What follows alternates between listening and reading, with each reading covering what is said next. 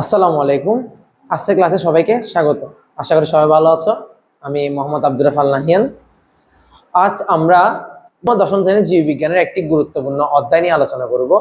অধ্যায়টি হচ্ছে এই চ্যাপ্টার 3, কোষ বিভাজন অর সেল ডিভিশন। কোষ বিভাজন সম্পর্কে জানার পূর্বে আমরা কয়েকটা ছোট কোয়েশ্চেন নিয়ে আলোচনা করব।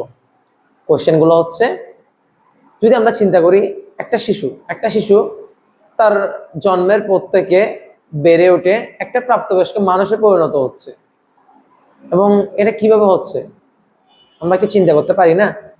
দেন আরেকটা যদি কোয়েশ্চেন করি যে একটা উদ্ভিদের একটা বীজ থেকে একটা নতুন চারা সৃষ্টি হওয়ার পরে কিভাবে ওই নতুন চারা একটা বড় বৃক্ষে পরিণত হচ্ছে।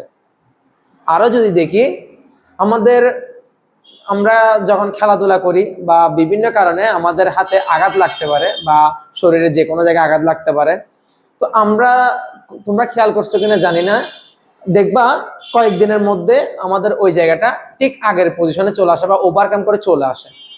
তো এটা কিভাবে সম্ভব? এটা কিভাবে এত দ্রুত ঠিক আগের মতো চলে আসছে?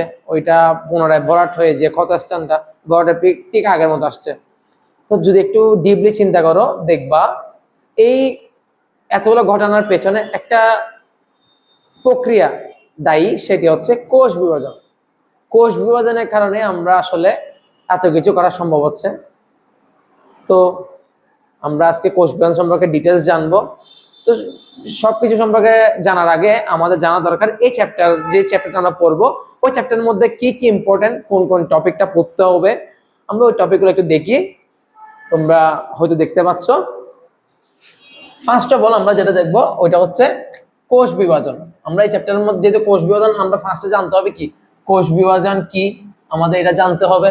কারণ একটা চ্যাপ্টার যেহেতু পড়তেছি, পড়ার আগে আমাদের জানতে হবে কি এই চ্যাপ্টারটা কি, মানে যে জিনিসটা সম্পর্কে জানবো জিনিসটা কি এটা আমাদের জানতে হবে, তাই না? তাহলে আমাদের ফার্স্ট অফ অল জানতে হবে কোষ বিভাজন কি।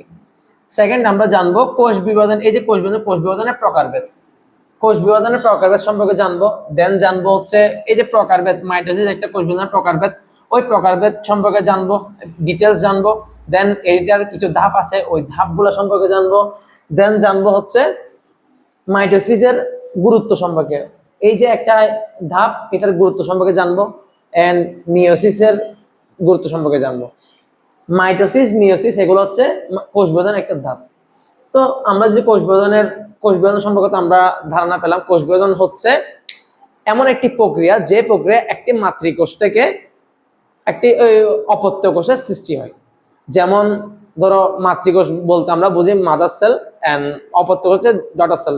মানে এক কথায় বলতে গেলে একটা কোষ থেকে অন্য কোষের সৃষ্টি হচ্ছে, এটাই হচ্ছে কোষ বিভাজন। তো আমরা যে কোষ বিভাজনের সম্পর্কে জানলাম, কোষ বিভাজনের প্রকারভেদ সম্পর্কে জানি। কোষ বিভাজনের প্রকারভেদ হচ্ছে, কোষ বিভাজন মূলত 3 প্রকার। একটা হচ্ছে আমরা যে একটু দেখি কোষ বিভাজন,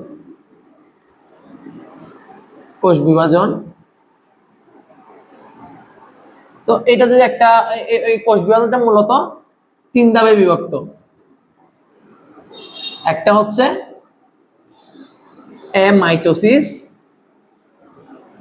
একটা হচ্ছে অ্যামাইটোসিস, একটা হচ্ছে মাইটোসিস, আর অন্যটা হচ্ছে মিওসিস। এগুলো সম্পর্কে তোমরা আগে থেকে অবগত আছো, তাও আমি একদম ডিটেলস বেসিক থেকে পড়ানোর ট্রাই করতেছি। কোষ বিভাজন মূলত 3 প্রকার, একটা অ্যামাইটোসিস, একটা মাইটোসিস, একটা মিওসিস। তো আজকে এই অ্যামাইটোসিস জিনিসটা কি, এই অ্যামাইটোসিস যে বললাম, এই অ্যামাইটোসিস জিনিসটা কি? অ্যামাইটোসিস জিনিসটা হচ্ছে মূলত এককোষী জীবে ঘটে। এককোষী জীব বলতে কোনগুলাকে বুঝি আমরা? এই যে আমরা দেখি যে কোষ, যে প্রাণীগুলাকে বা যে জীবগুলোকে আমরা চোখে দেখতে পাই না, ওইগুলা হচ্ছে এককোষী জীব। এক কথায় বলতে গেলে ভাইরাস, ব্যাকটেরিয়া, অ্যামিবা, যেগুলাকে দেখার জন্য ওই বৈজ্ঞানিক যন্ত্রপাতি ইউজ করতে হয়, ওইগুলা হচ্ছে এককোষী জীব মূলত। মানে আমি বললাম অ্যামিবা, ব্যাকটেরিয়া, ভাইরাস, এগুলো হচ্ছে মূলত এককোষী অ্যামাইটোসিস প্রক্রিয়ায়, ওদের কোষ বিভাজনটা হয় অ্যামাইটোসিস প্রক্রিয়ায়। এবার আসি আমরা মাইটোসিস প্রক্রিয়ায়। মাইটোসিসটা কি? মাইটোসিসটা খুব ইম্পর্টেন্ট একটা প্রক্রিয়া। এটা মূলত প্রাণীর কোথায় ঘটে? দেহ কোষে ঘটে। এটা মূলত কোথায় ঘটে? প্রাণীর দেহকোষে। তো দেহকোষ বলতে বুঝে আমরা এই যে আমাদের ত্বকের সেলটা, ত্বকের যে সেল, তারপর আমাদের এটা যকৃৎ সেল, পেশির যে টিস্যুগুলো আছে বা কোষগুলো আছে এগুলাকে আমরা মূলত দেহকোষ বলে থাকি। তো দেহকোষে ঘটে কোন প্রক্রিয়া? দেহকোষে যে বিভাজনটা হয় ওটা হচ্ছে মাইটোসিস, কোষ বিভাজন প্রক্রিয়া। দেন আসি মিওসিস। মিওসিস জিনিসটা হচ্ছে মূলত কোথায় ঘটে? আমাদের শরীরে মিওসিস ঘটে হচ্ছে জনন মাতৃকোষে। জনন মাতৃকোষে মূলত মিওসিস বা জনন কোষে মিওসিস ঘটে। আর এটা হচ্ছে এককোষী জীব। তাহলে আমরা বুঝতে পারছি যে এই এই যে কোষ বিভাজনটা হয়, এটার কাজ কোথায় হয়, মাইটোসিসের কাজ কোথায় হয়, মিওসিসের কাজ কোথায় হয়, আমরা এটা জানতে পারলাম। এখন তোমাদের মূলত এই মানে তোমাদের ক্লাস 9-10 বইয়ের মধ্যে মাইটোসিস নিয়ে এত হিউজ ডিটেলস তোমাদের পড়ার কিছু নাই, কারণ এটা হচ্ছে আমরা ক্লাস 8-এ পড়ে আসছি, আর এগুলা নিয়ে এখানে বিস্তারিত আলোচনা করার আমি প্রয়োজন মনে করি না।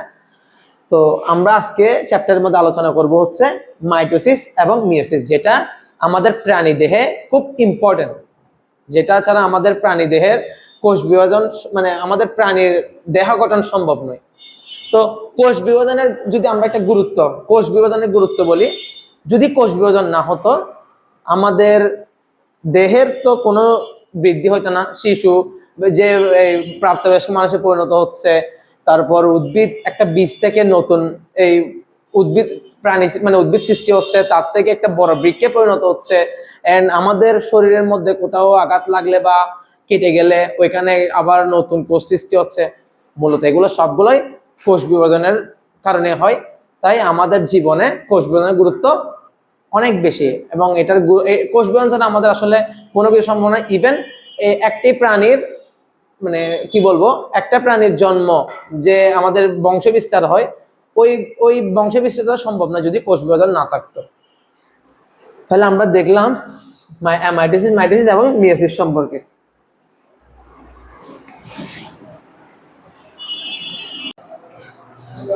এতক্ষণ আমরা কোষ বিভাজনের বিভিন্ন ধাপ সম্পর্কে আলোচনা করছি, প্রকারভেদগুলো আলোচনা করছি, যে মাইটোসিস কোষ বিভাজন 3 প্রকার, একটা হচ্ছে অ্যামাইটোসিস, একটা মাইটোসিস এবং একটা মিওসিস।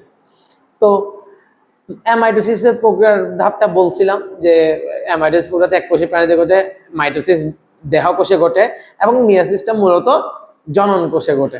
তো এখন আমরা মাইটোসিস সম্পর্কে ডিটেলস জানবো।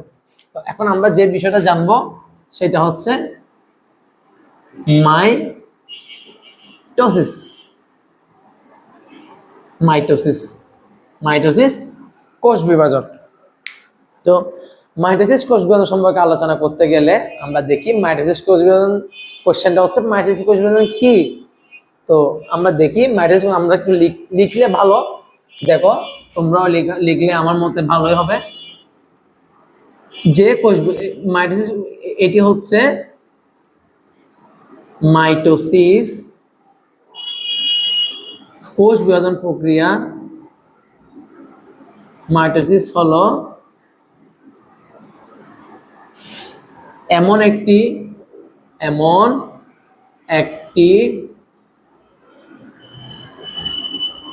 কোষ বিভাজন প্রক্রিয়া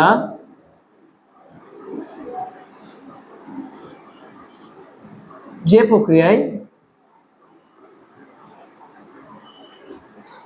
প্রক্রিয়ায় একটি মাতৃকোষের ক্রোমোজোম সংখ্যা, একটি মাতৃকোষ বিভক্ত হয়ে দুটি অপত্য কোষের সৃষ্টি করে। দুটি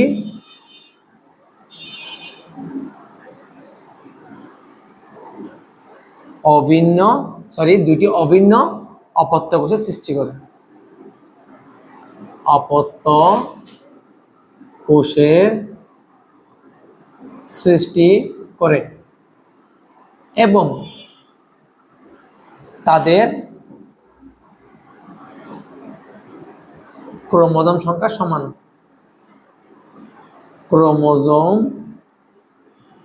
সংখ্যা সমান।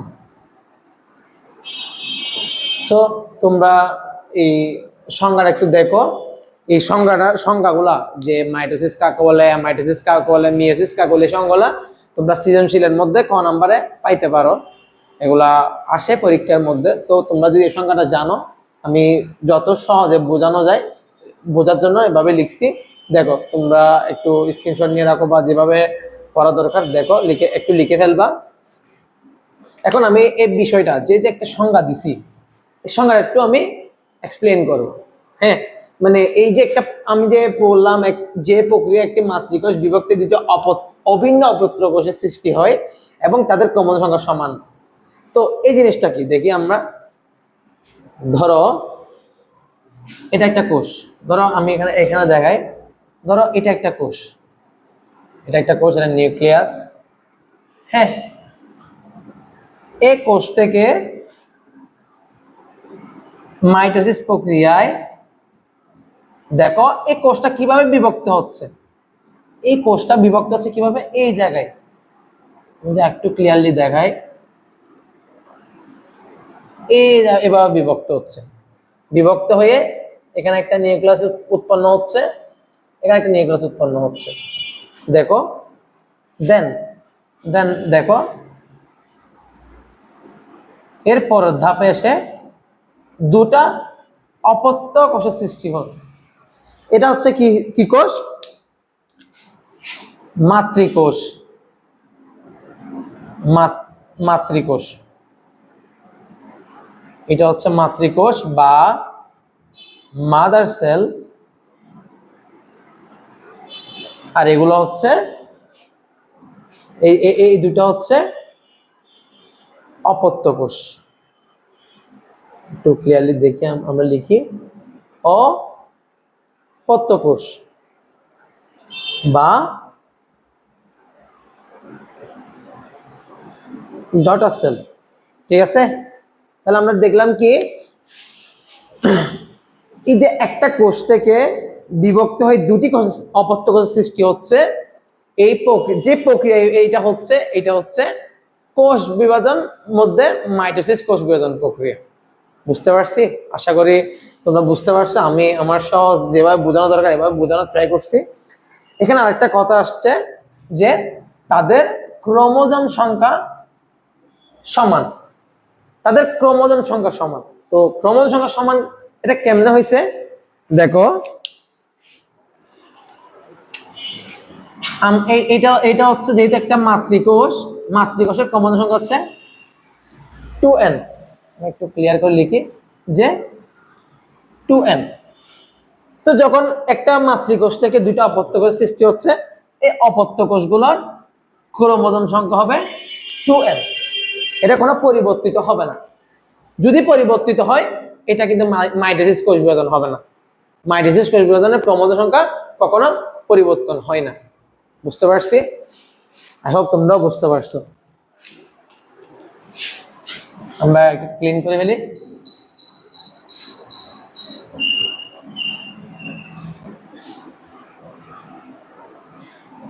তাহলে আমরা বুঝলাম মাইটোসিস কোষ বিভাজন কি, মাইটোসিস কোষ বিভাজনটা কিভাবে ঘটে আমরা দেখলাম। এখন ধরো আমি আরেকটা ছোট উদাহরণ দিই। এই উদাহরণটা আমি শুরুতে দিছিলাম যে তোমার শরীরে একটা ক্ষত স্থান হচ্ছে যে কেটে গেছে। তো ওই ক্ষত স্থানের মধ্যে 2-3 দিন পরে দেখবা তোমার ওই ক্ষত স্থানটা পূরণ হয়ে গেছে। এই যে পুরাতন ক্ষত স্থানের মধ্যে তোমার কোষগুলো মারা, যে কোষটা ক্ষতিগ্রস্ত হয়েছে ওই কোষটা মারা যাচ্ছে এবং ওই কোষের বদলে ঠিক সেম জায়গায় একটা নতুন কোষের সৃষ্টি হচ্ছে। এবং যে প্রক্রিয়ায় এই নতুন কোষের সৃষ্টি হচ্ছে এই প্রক্রিয়াটা হচ্ছে মাইটোসিস কোষ বিভাজন প্রক্রিয়া। তো মাইটোসিস কোষ বিভাজন প্রক্রিয়ার মাধ্যমে মূলত একটা নতুন কোষের সৃষ্টি হচ্ছে। তো মাইটোসিস কোষ বিভাজন প্রক্রিয়ার মধ্যে এই ওদের মূলত কাজ হচ্ছে, আমরা যেটা মোরাল অফ দ্য স্টোরি দেখলাম, মাইটোসিস সম্পর্কে জানার পর বুঝলাম ওদের কাজ হচ্ছে নতুন কোষের সৃষ্টি এবং ক্ষত নিরাময়। আর বলতে গেলে কি মূলত একটা কোষ ধ্বংস হওয়ার পরে একটা কোষ সৃষ্টি হচ্ছে, যে প্রক্রিয়া সৃষ্টি হচ্ছে এটা হচ্ছে মাইটোসিস, কোষ বিভাজন প্রক্রিয়া। এবার মাইটোসিস কোষ বিভাজন প্রক্রিয়া সম্পর্কে জানলাম, এখন জানবো আমরা মাইটোসিস কোষ বিভাজনের বিভিন্ন ধাপ। এই যে আমরা এখানে লিখলাম, আমরা এখন শেষ করলাম কি কি, এই যে আমরা এই জিনিসটা কোষ বিভাজন কি জানলাম, কোষ বিভাজনের প্রকারভেদ সম্পর্কে জানলাম, মাইটোসিস কোষ বিভাজন সম্পর্কে জানলাম। এখন আমরা জানবো মাইটোসিসের বিভিন্ন ধাপ সমূহ। এগুলো আমরা তোমাদের সুবিধার্থে আমি এই জিনিসগুলো লিখে রাখছি যাতে তোমরা বুঝতে পারো এই চ্যাপ্টারের মধ্যে কোন টপিকগুলো আছে। আমি শুরুতেই বলছি, তাও আবার রিপিট করলাম। দেখো মাইটোসিস কোষ বিভাজন প্রক্রিয়ার ধাপ সমূহ। মাইটোসিস, এই যে মাইটোসিস প্রক্রিয়াটা হচ্ছে, ওরা 5টা ধাপে মাইটোসিস প্রক্রিয়াটা হয়। একটা কোষ থেকে একটা কোষের সৃষ্টি হচ্ছে, ওইটা এই যে আমি এখন একটা চিত্রের মাধ্যমে দেখালাম মাদার সেল থেকে ডটার সেল এই তৈরি হচ্ছে, এটা কিন্তু সঙ্গে সঙ্গে হয়ে যাচ্ছে না, এখানে 5টা ধাপ আছে। তো আমি যদি একটু লিখি, দেখো মাইটোসিস কোষ বিভাজন, মাইটোসিস, হ্যাঁ মাইটোসিস। দেখো মাইটোসিস আবার কয় ধাপে বিভক্ত, ধাপ কয়টা, 2, 3টা, 4টা, 5টা। একটু আমরা লিখি, ফার্স্টের ধাপ হচ্ছে মাইটোসিস কোষ বিভাজনের প্রথম ধাপটা হচ্ছে প্রোফেজ। প্রোফেজ,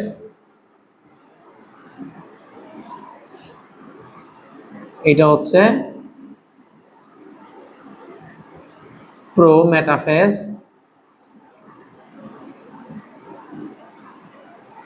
এটা মেটাফেজ, এটা হচ্ছে অ্যানাফেজ, আরেকটা হচ্ছে টেলোফেজ।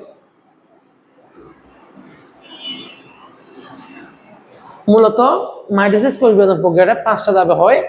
ফার্স্টটা হচ্ছে যে ধাপটা প্রথমে হয় প্রোফেজ ধাপ, তারপর হয় প্রোমেটাফেজ ধাপ, তারপর হয় মেটাফেজ, তারপর অ্যানাফেজ, দেন সবার শেষে হয় টেলোফেজ। হ্যাঁ, তো আমরা এখন জানলাম যে মাইটোসিসের 5টি ধাপ আছে, মাইটোসিস প্রক্রিয়াটা 5টি ধাপে সংগঠিত হয়। আমরা একটা জিনিস